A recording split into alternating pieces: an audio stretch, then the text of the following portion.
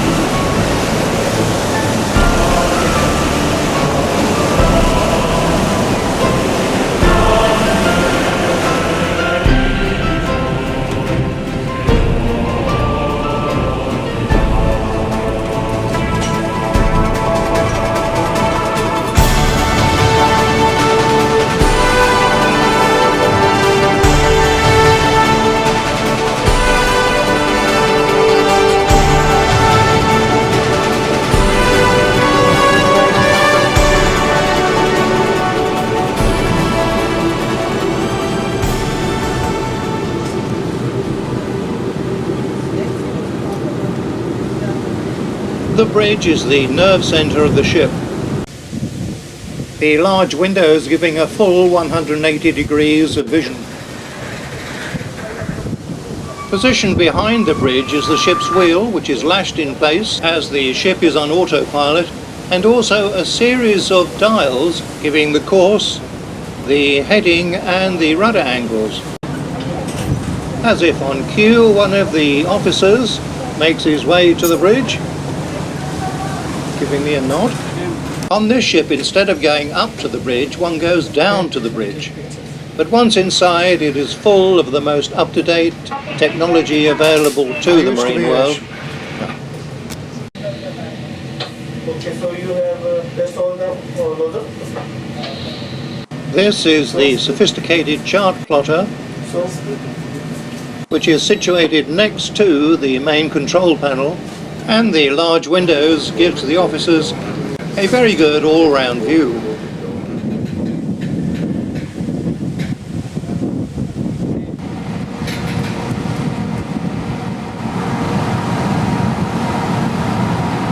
Settling into the very non-energetic routine of the ship took a day or two, and you could always spend time looking up at those wonderful sails. The Royal Clipper provided plenty of sun lounges, but it was up to you as to whether you wanted to get one early in the morning, soon after breakfast.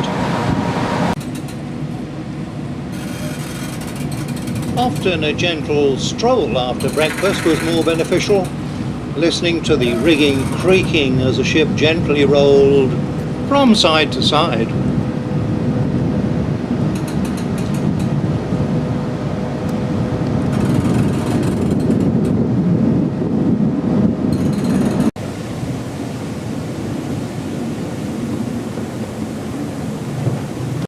We were blessed with beautiful weather, and often a favourite place to be was right at the stern.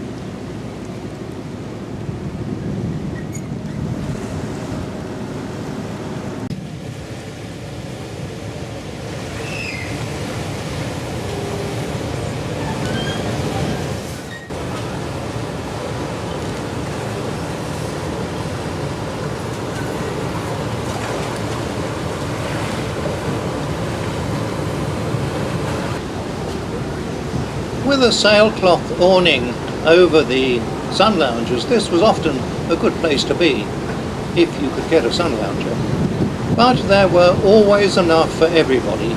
You just had to do a little walking around to get one. This was quite a rare sight, with quite a number vacant. Finding a sun lounger and then reading was favourite. Here you can see the ship gently rolling from port to starboard and back again.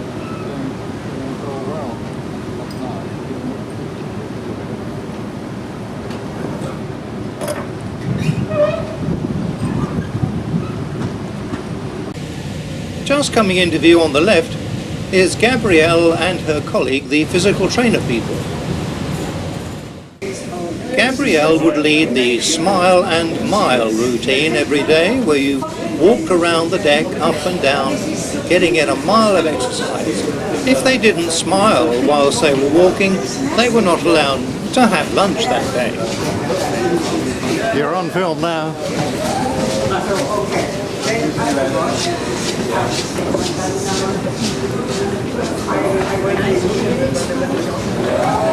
Gotcha.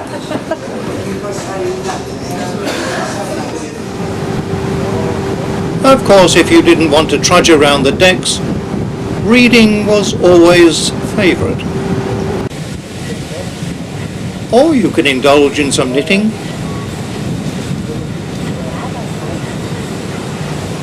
Another alternative was the pool. Here you can see the base of the pool and the portholes. Nothing quite like a good dip.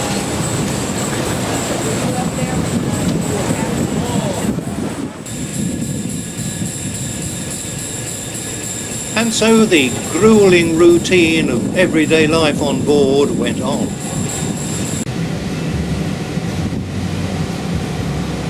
It was so good that one tended to forget that this was a proper sailing ship, with ropes, tackle, and belaying pins, all making the ship work. Standing by the stern rail and watching where we've been was always favourite. In fact, watching the sterns could be very enjoyable.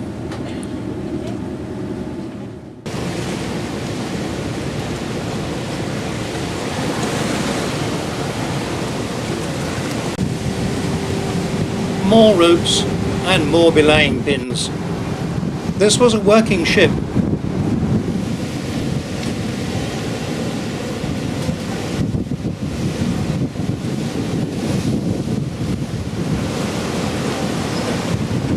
On the top deck, the Sunbar residents were going to be in for a bit of a shock.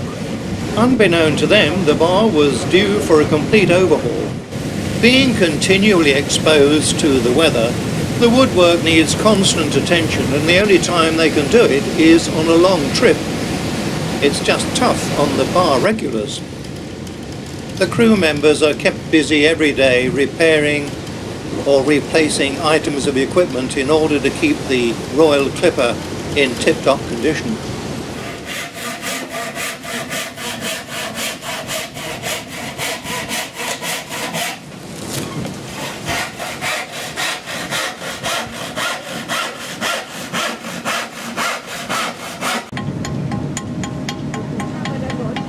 The enemy of any type of ship, that is rust. It has to be cleared away and then the surface repainted. Every day the noonday bell would be rung, and that signalled, normally, a rush for the restaurant.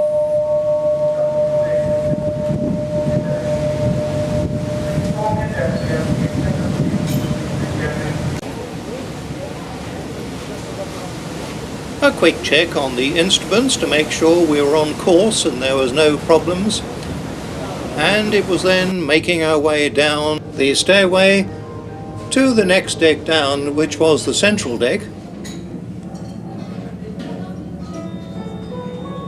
and down further where lunch has been laid out buffet style for us by the stewards.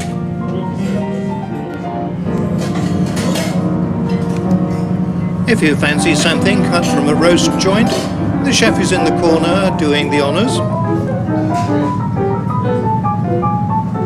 There's something to suit all tastes, from salads to the roasts, and then of course the desserts. They have a table of their own.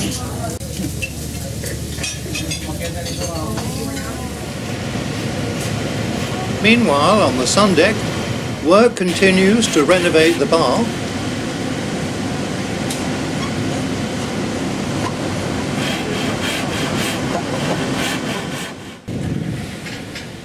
And the Royal Clipper continues her way across a comparatively calm sea, making only about 5 knots in the very light wind. There are various ways you can read a book, and these are 2 of them.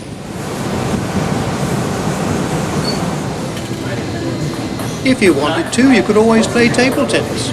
Kathy, the excursions officer, keeps an eye on 2 potential candidates for the forthcoming tournament.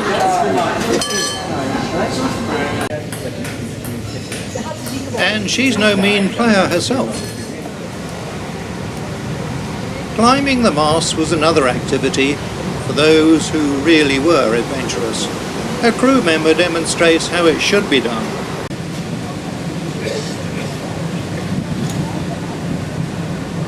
Not quite so easy as it looks.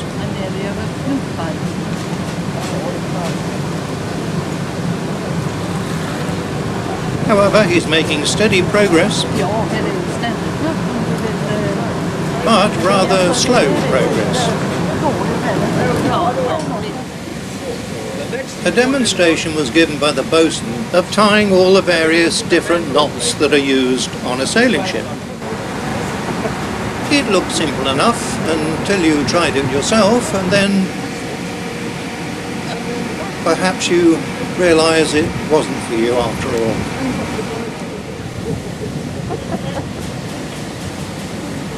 Meanwhile, volunteers keep coming to try their hand at climbing up the mast.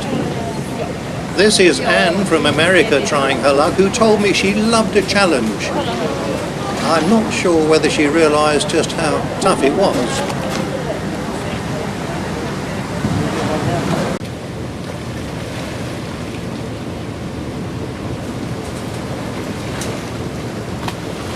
The Royal Clipper sailed on in the most beautiful of weather. Lovely and warm, just a fresh breeze. Everything was perfect.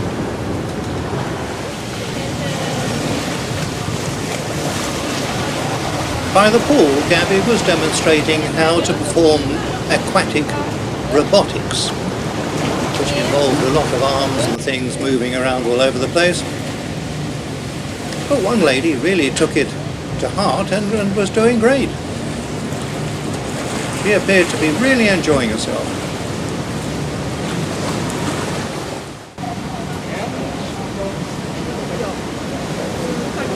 Keep going, Anne, you're very nearly there.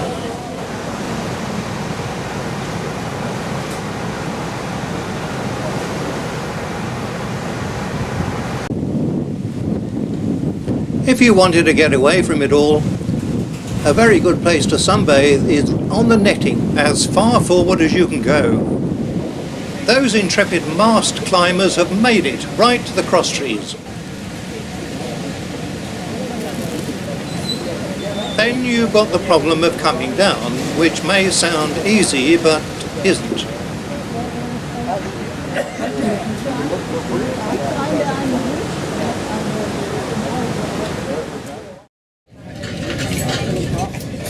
Every day starts with a good breakfast, and the Royal Clipper has something for everybody.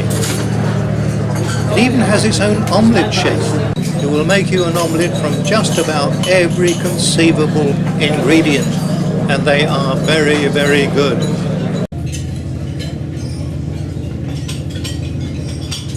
Or you can just help yourself from an endless variety of food that's just there waiting for you to take it on board.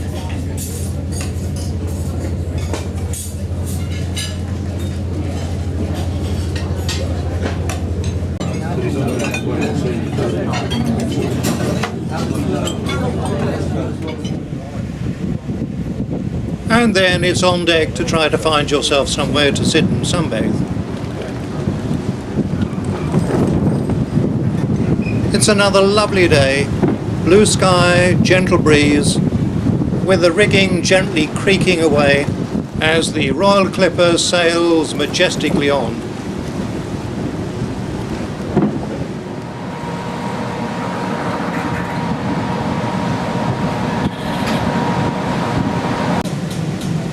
Being a passenger is wonderful, but for the crew, every day is a work day. Here some attention is being paid to one of the launches.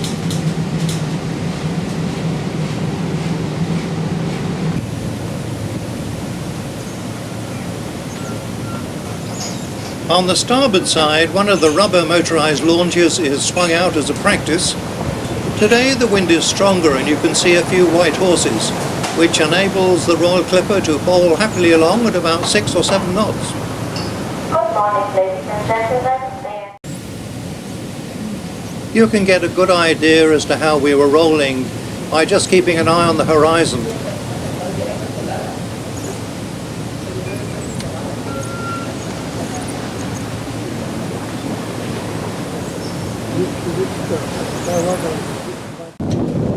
We were treated to a bit of excitement that day as one of the engineering officers had to make his way up to one of the yards to attend to one of the satellite issues you can see there. We never found out what the problem was, but it was a good illustration of how versatile the crew have to be on these ships.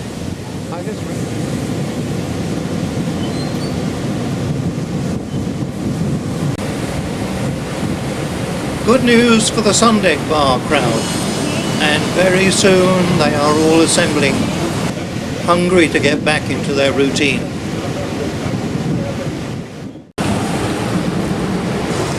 With the weather getting warmer and likewise the sea temperature going up, swimming was becoming more and more popular, and this lovely lady seemed to be enjoying herself.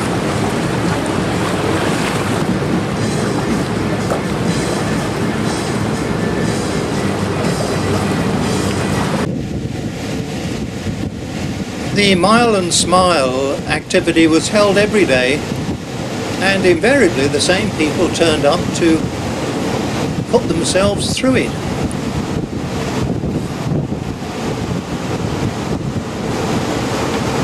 Brilliant. Meanwhile, the work goes on for the crew, and here a man is actually making a wire rope, something I have never seen before.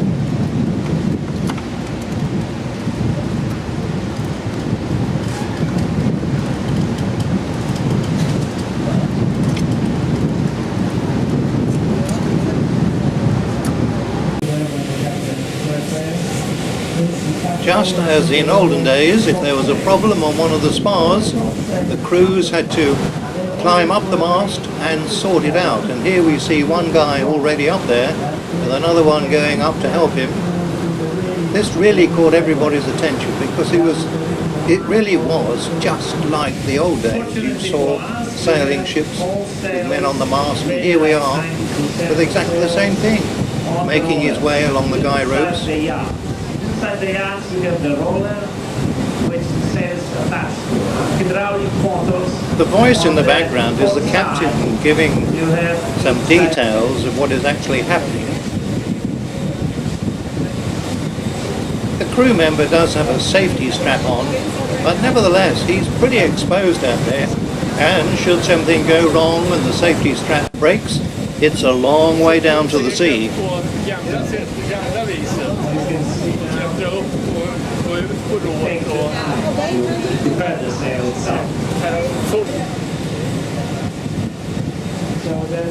After completing their work, the crew members make their way down. You'll notice they're not wearing a safety strap like the passengers when they decided to try mast climbing. You cannot see from down, but the top of the sail. His mates soon followed, and everyone gave them a polite round of applause. It had been an interesting spectacle, something totally unexpected. Meanwhile, the laborious business of doing absolutely nothing continued for many, whilst they waited patiently for the noon bell.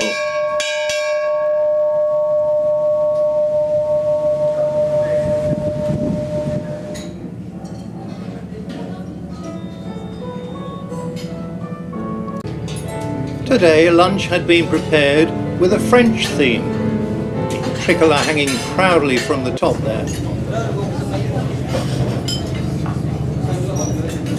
The variety and amount of food that was on offer never ceased to amaze me, and stewards were always on hand to refill the containers.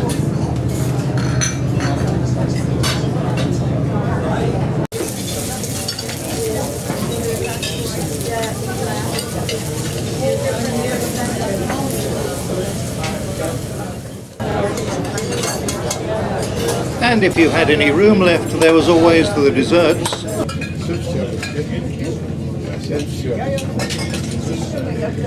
If you were sitting near a porthole, you had a wonderful view of the ocean going by.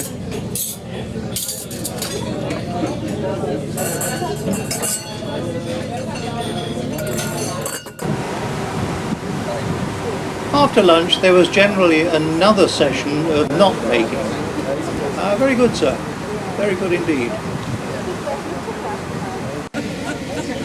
However, this lady decided it was all too much and she would rather watch others doing it. Climbing the mast was an afternoon session every day, and people kept coming to try their luck.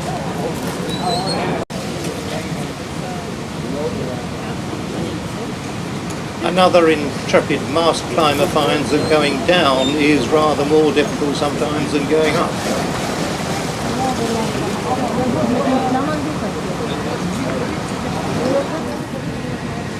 A couple of crew members check out everything on one of the little rubber boats just to make sure it's okay.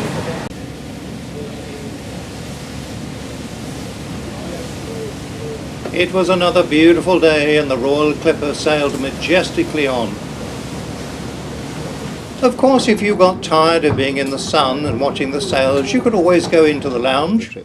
It was always very restful, quiet, and an ideal place for a read or a gentle chat with somebody.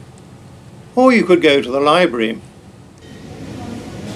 Another activity held in the afternoons was something called pilates, some sort of exercise and concentration and relaxation. This activity was led by a German lady, one of the passengers, who didn't speak English, so it was a bit difficult for some of them to understand just what she was asking them to do, but they looked at each other and eventually got the hang of it all. But not for me. I nicknamed them the Masochistic Society. The table tennis tournament was now seriously underway, with Kathy overseeing everything, Gabrielle, one of the umpires, with her colleague the other side of the table, and it was quite good fun.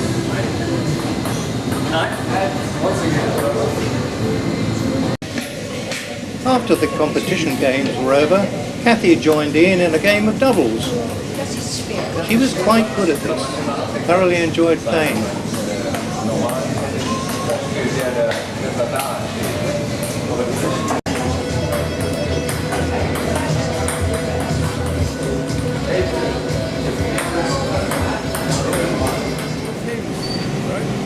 If you didn't want to join in organised sports, there were other things to do, such as bringing your own paints along and sitting quietly by yourself, make a painting of part of the ship.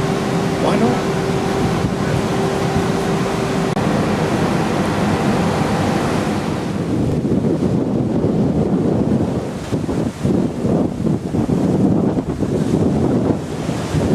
We were so lucky with the weather.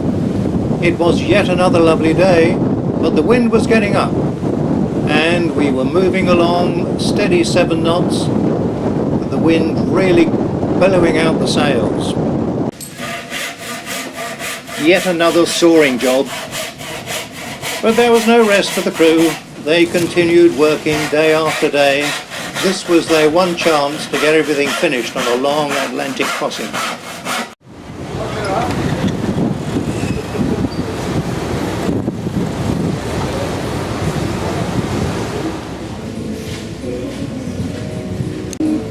Near the tropical bar, there was details of what was happening during the day, and also a chart showing whereabouts the ship was and which heading it was taking.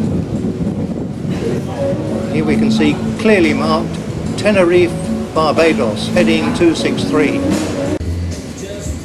As if we didn't get enough to eat, every afternoon by the tropical bar a table was laid out with all sorts of goodies. You just helped yourself to whatever took your fancy, and then sat by the side and listened to one of the crew members entertaining everybody by playing his guitar.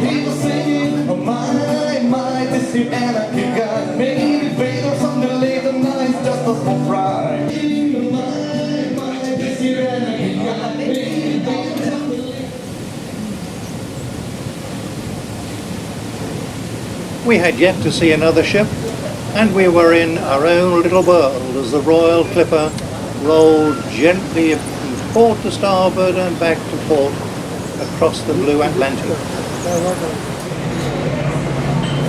There was always something to do in the evenings, apart from sit in the bar, and I like to go on deck and see the sun gradually fade away and the lights come on, with the masts and the spars all lit up. It really did look rather special.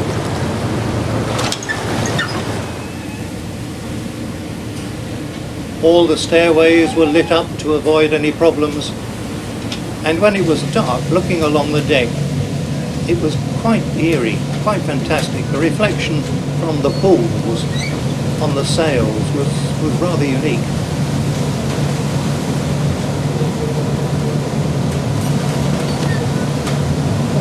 And then when it got really dark, a wonderful Christmas tree effect that was given by the sails and the lights stretching right up as far as you could see into the blackness of the sky.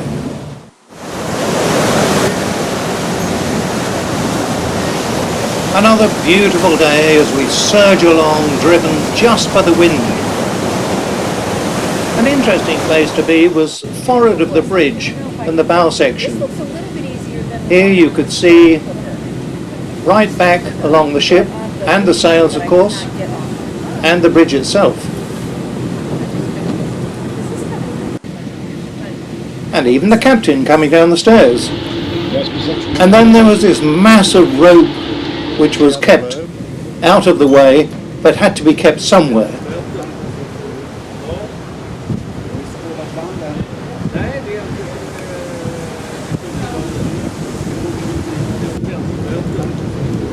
Two more people who like to be well out of the way of things, or perhaps just wanted to get to Barbados quicker than anybody else. And then a rumour came along that we'd caught a big eel or fish or something from the stern. So I made my way aft to see what it was, and sure enough there was something on the end of a line that looked quite big, could be an eel, although why we should want to go fishing rather baffled me. The consensus of opinion from fellow passengers confirmed that it could well be an eel. It certainly looked like one. We asked a crew member who had suddenly appeared what it was, and he said, "Oh, that's how we wash the ropes." Oh well, you can't win them all. We sailed on, having crossed the halfway line, and as the beautiful weather continued, we just carried on living in this wonderful world, all alone in the middle of the ocean.